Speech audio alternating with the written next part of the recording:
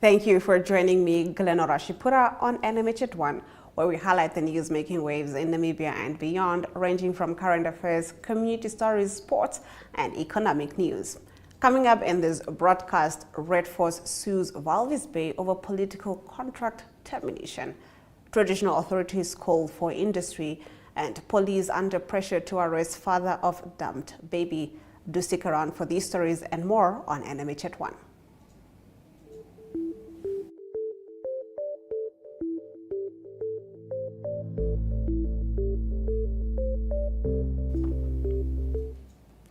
In our midday news update, the National Petroleum Company NAMCO has announced a farm-out agreement with Chevron to form Chevron Namibia Exploration Limited, with 80% operating working interest in offshore oil exploration area PEL 82. Our partnership with SNEL and Castors Energy represents a shared vision for the future of Namibia's energy landscape, said Ebsent Wangutwa, interim managing director of NAMCO. Castors own a 10% share equal to NAMCO. Visual News highlights local stories from across Namibia. Right after the break, we get into that.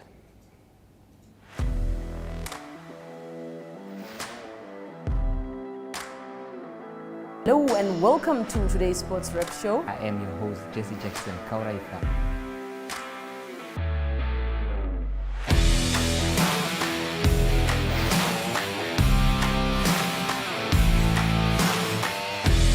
In replay, Namibia, who had won the toss for the first time on this tour. Good day everyone, time for international sports news, starting off with tennis news, both on the WTA for women's and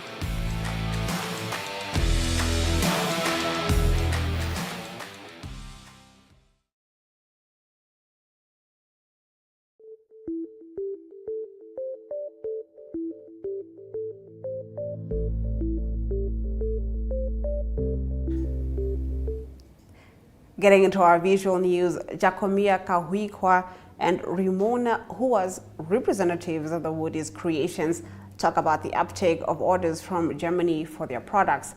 Woody's Creations is a company established by woodwork class learners at the Waldorf School, Windhoek. Locally, they sell their produce at the Green Market in Eres on Saturdays. The items, including toys and household items, are also available at the school as well. Jemima Biekus reports.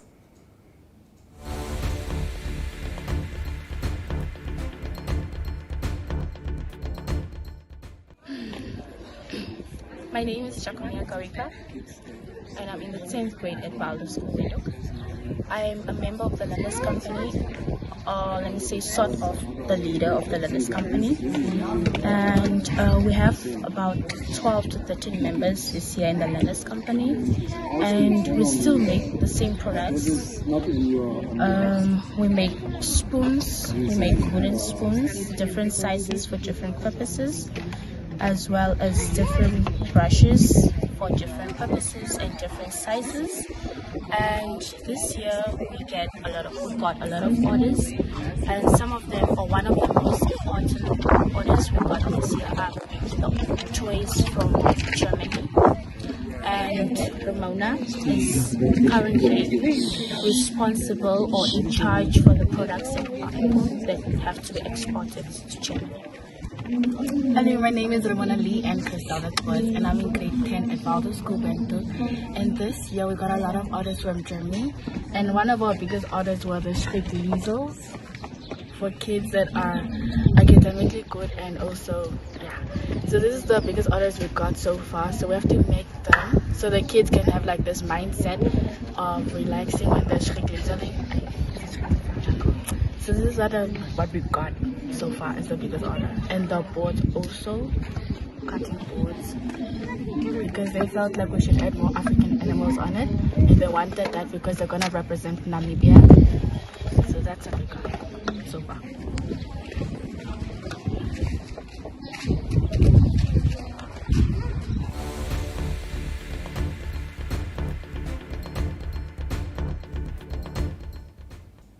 Mines and Energy Minister Tom Alwindo has officially commissioned the new 400 kilovoltic transmission power line from Aus at the Kharuz substation near Dortabes. The 289-kilometer power line spans 566 towers and was constructed over 2 years for 641 million Namibian dollars. This infrastructure enhances Namibia's ability to distribute electricity within the country and across the Southern African region. Algeto Greg reports.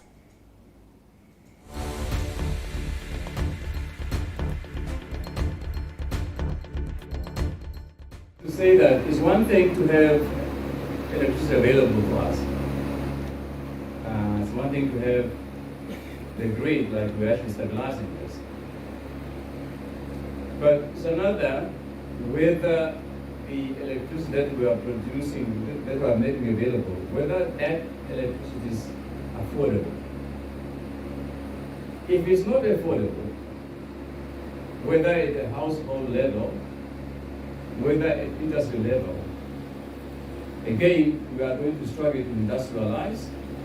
We are going to struggle also then to be consumer of that electricity. And therefore, as we progress in this endeavor to try to become energy self-sufficient, let's also bear in mind the fact that we need to provide electricity that is affordable. The third point I want to make is the importance of this, the grid. The grid is almost like you need to have a road where you can drive all time. Therefore, if you do not have the grid, so you may then produce electricity, but you don't have the means to distribute electricity. Therefore, it's very, very important, and also we are happy that NAMCO is actually embarking continuously to upgrade our grid to make sure that we are able to transmit and distribute the electricity to where it's needed. But we also hope that as we expand the connections, especially within our neighboring countries, whether it's in the north or in the south or in the east, as we do so, let's also bear in mind that let's not do that more for importing electricity, but probably more for exporting it. And therefore, when you have got all these connections, it should really be more us exporting that rather than simply for us to usually have more efficient way of importing it into the country. So those are important, but if you do not have a grid, we can also not talk about closing the gap where we are going to produce more electricity. So I want to thank NAMCO already, I think, for this important infrastructure. And as I say, continuously, that's what we've been doing. This is something I think we need to do, because without all this infrastructure, all the other programs that we have, it's not going to be viable.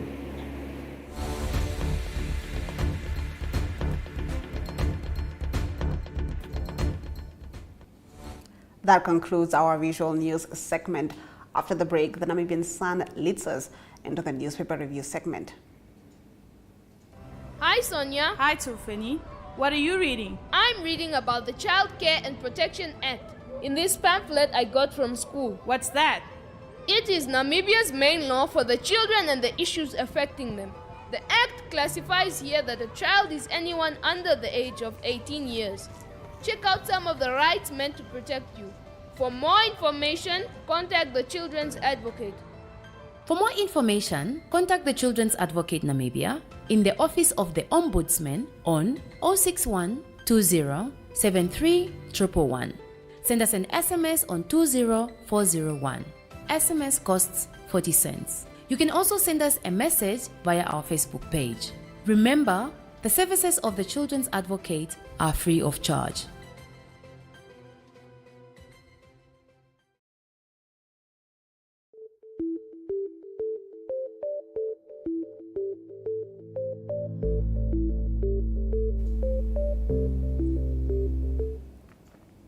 Let's take a look at today's daily newspapers, starting off with the Namibian Sun's front page, which reports that the decision by the Walvis Bay municipality to terminate the debt collection contract with Redforce last week was purely political rather than professional, and was based on lies that councils were not consulted when Redforce was awarded the contract.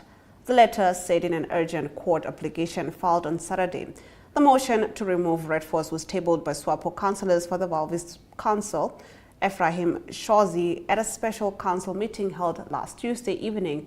Shozi accused the municipality's management of failing to secure the council's blessing when it advertised the bid for debt collection, for which Redforce was granted a 5-year contract. Selma Nangombe, Redforce's majority owner and its chief operations officer, filed an urgent application on Saturday in which she sought to poke holes into the councillors' claims that they were kept in the dark by management. On page 3, disgruntled Namibia Broadcasting Corporation employees have accused their employer of profiteering from a controversial 2021 strike by deducting money from workers' salaries. The employees believe that a June 2022 arbitration award issued against them overlooked NBC's misconduct to rule in their favor. Affected employees say they only stopped pursuing the matter because they lacked the financial means to properly represent themselves. In 2021, at least 600 NBC employees went on a nationwide strike demanding an 8% salary increment and that all workers on 1-month contracts be employed on a full-time basis. In a document seen by the Namibian Sun, which was submitted to the Office of the Ombudsman by staff, they claimed that the deductions made by NBC in May during the strike were unfair because some employees were left with only 100, 300 or 1,000 Namibian dollars after deductions, while others had their full salaries deducted and some still received their full salaries. Moving over to the Republicans' front page, one of the biggest funerals in Rehoboth took place on Saturday after 3 members of the Kutsie family died in a horrific accident north of the town on the 13th of April. Father Etienne, who was 48, his sons Edmando, 23, and Ethan, 21, as well as a longtime friend of the boys, Greshlin Brouwer, who was 21, died instantly. Etienne's wife, Louisa, was admitted to the hospital in Windhoek with serious injuries, while her youngest son, Luke, who's 10, came out of the vehicle unharmed. Louisa told Republican, "Thank God we were lucky that a few men stopped there shortly after the accident and took us out. The next morning I opened my eyes in the hospital and wanted to know where my husband and children were. The answer that they were no longer alive shook me badly and made me mentally ill." The funeral, which was scheduled for Rehoboth on Saturday, was postponed after Louisa collapsed on her way to blow out the funeral candles in the Hermanas Memorial City Hall with the support of family members. She was taken back to the hospital. On page 3, Namibia has made it emphatically clear that it will not accept migrants from the United Kingdom in the wake of the European countries scrambling to send those seeking greener pastures on its way to other countries. The scheme, originally announced in a speech by British Prime Minister Boris Johnson in April 2022, is an immigration policy that will see those who have been identified as illegal immigrants or asylum seekers being relocated to an African country for processing, asylum or resettlement. In return, a country like Rwanda, which has agreed to host illegal immigrants from the UK, receives $5.75 billion Namibian dollars. Penda Nanda, executive director of the Namibian Ministry of International Relations, told Namibian Sun that the country was approached by the UK to be part of the asylum deal, but Namibia rejected the request. International media has reported that other African countries like Morocco, Tunisia, and the Gambia also declined the offer. Moving over to the Allgemeine Zeitung's front page, which reports about the cruise liners that have docked at the ports of Walvis Bay and Lüderitz over the past year, while juxtaposing that history against the ships that are expected to dock in May 2024 and beyond. This will open many opportunities for the tourism sector of Namibia, but it especially places strain on the immigration authorities that have previously been accused of not being able to handle the increased level of onshore visitors. An infographic on the front page of the paper shows that in May alone, Walvis Bay authorities will need to prepare well, as they will need to possibly clear more than 14,000 visitors for day visits or possibly even overnight visits. On page 3, the Allgemeine Zeitung provides feedback on this year's Tourism Expo, which has enjoyed tremendous reach on social media sites. But it also looks at the seminars that are part and parcel of the Tourism Expo in this case focusing on the energy sector, which brings along transformational opportunities for Namibia. It will, however, seem as though the energy sector is as yet insufficiently regulated by law, which would force it to not only speak about ecological sustainability, but to in fact abide by a set of rules. We've come to the end of the first half, of our newspaper review segment. On the other side of the break, we continue with our newspaper review. Neo Paints has established a 67-year Namibian legacy, creating personalized paint solutions that blend quality and innovation for the Namibian people.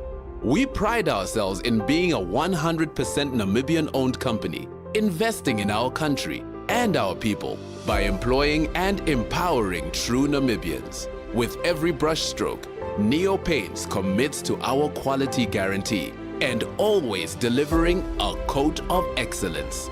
At Neo Paints, we always stay true to our country. We are as Namibian as you.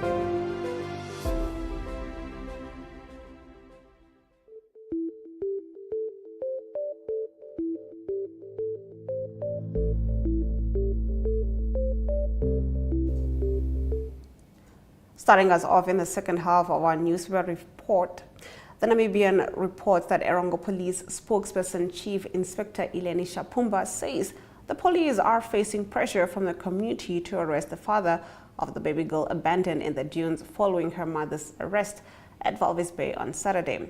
The police arrested the mother of the one-year-old baby after the child was found by a passerby in the dunes on Saturday morning. Shapumba says the baby was dressed warmly, covered in a blanket, and did not appear to be sick or injured. The mother, who's 24, who was found selling kapana at a local shebeen at Kaesepmund, allegedly attempted to run away but was detained for further investigation. She was later arrested and charged under the 2015 Child Care and Protection Act and will appear in the Walvis Bay Magistrates Court today.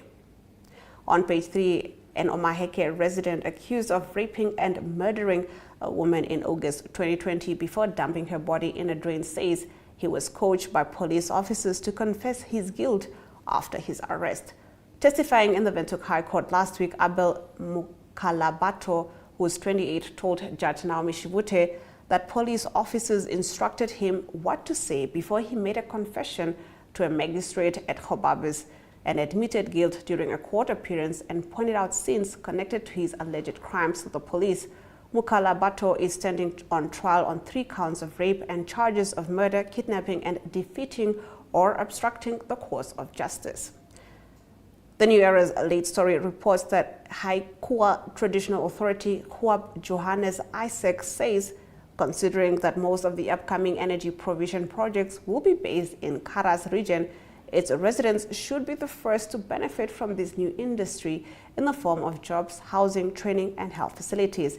He said this while addressing an audience including Vice President Netumbo Nandi-Ndaitwah, senior ministers, regional governors, fellow traditional leaders, members of the diplomatic corps, and the general public during the 13th Haikua Traditional Authority Festival at Braseba over the weekend.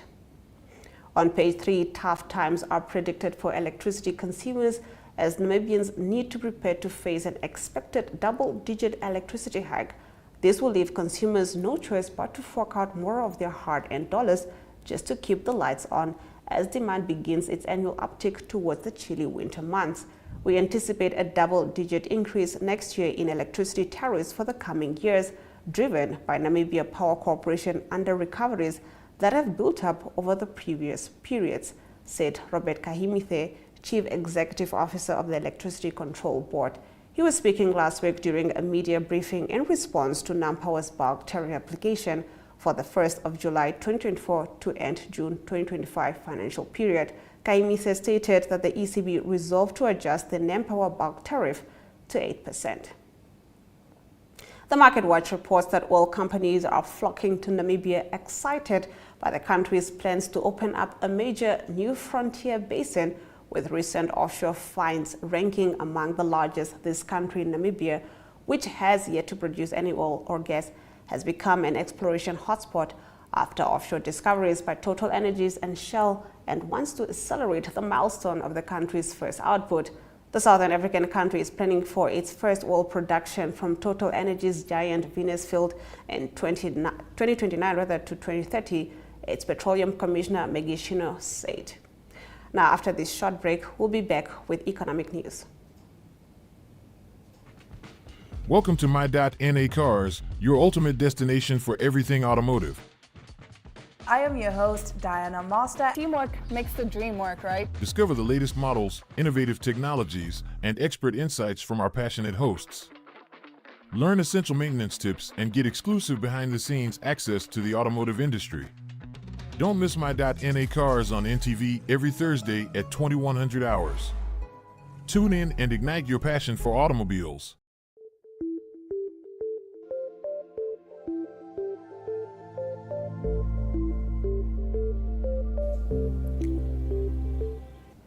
Getting into our economic news, Kelp Blue has been recognized as a top innovator for carbon removal in Axis Top 100 rankings. Kelp Blue cultivates giant kelp off the coast of Namibia, New Zealand, and soon Alaska. The kelp grows on innovative submerged structures, ultimately forming a canopy at the surface, which is trimmed and processed into sustainable products for agriculture and packaging.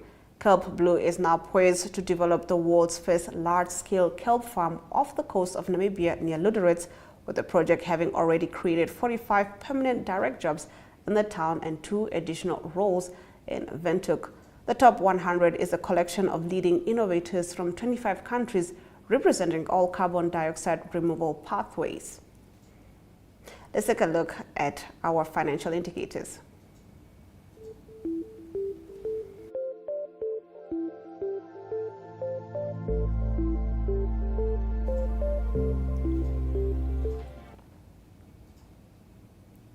The Namibian dollar trades against the British pound at 23.45, against the euro at 20.09, against the US dollar at 18.75. 2 Namibian dollars and 59 cents gets you 1 Chinese yuan.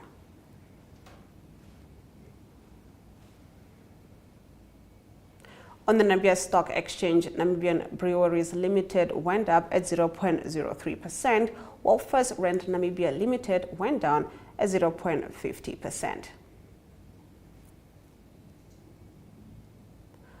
On the commodities market, gold, copper, and platinum went down, while Brent crude oil went up, trading at 0.27. Brent crude oil went down while the rest went up. Brent crude oil trading at 0.27%, going for $88 and 72 cents per barrel. Overall index went down at 0.05%, while local index went up at 0.12%.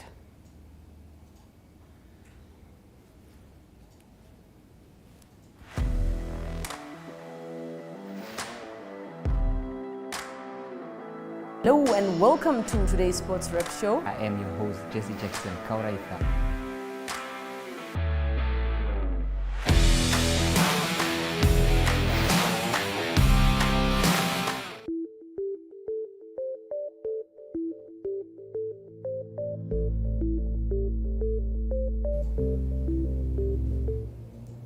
People in Togo are heading to the polls today to vote in delayed parliamentary and regional elections amid tensions over a new constitution extending the president's term.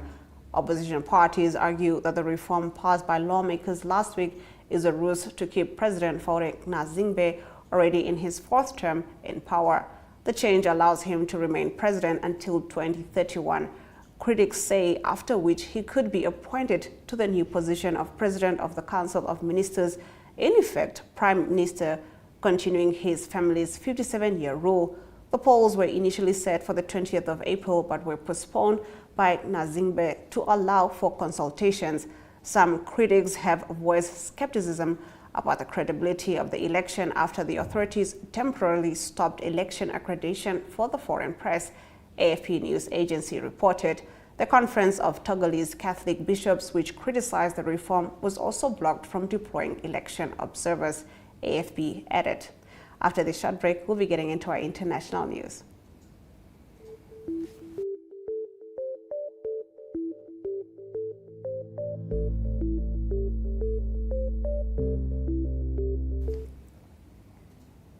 China hinted on Monday that it could retaliate after U.S. President Joe Biden signed into law legislation to boost Taiwan's defense and seeks to get TikTok's Chinese owner to divest from the social media platform.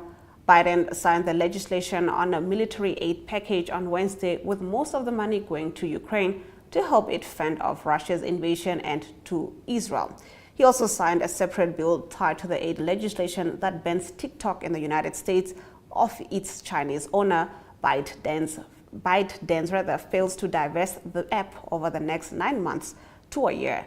Now, speaking in Beijing, Chinese Foreign Ministry spokesperson Lin Jian urged the United States not to implement the negative China-related parts of the legislation. On the other side of the break, we'll be taking a look at our local sports news.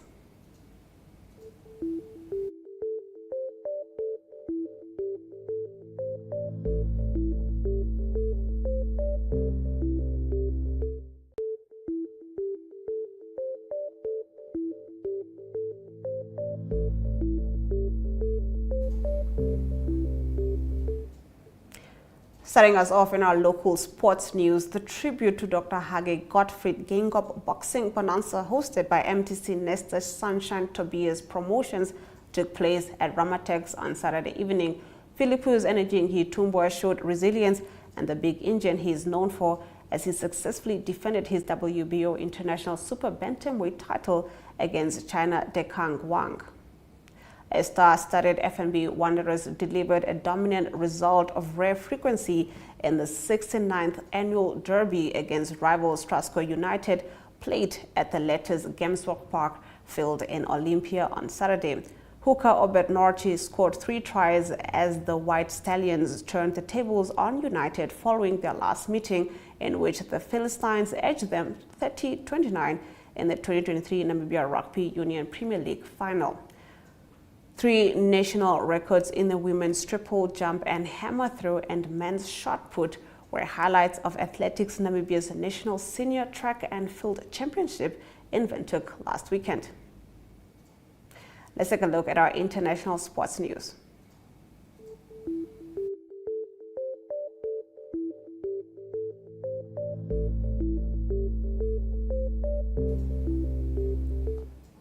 Manchester City kept the heat on Premier League leaders Arsenal on Sunday, seeing off a feisty challenge from Nottingham Forest after Mikel Arteta's men held their nerve to beat Tottenham.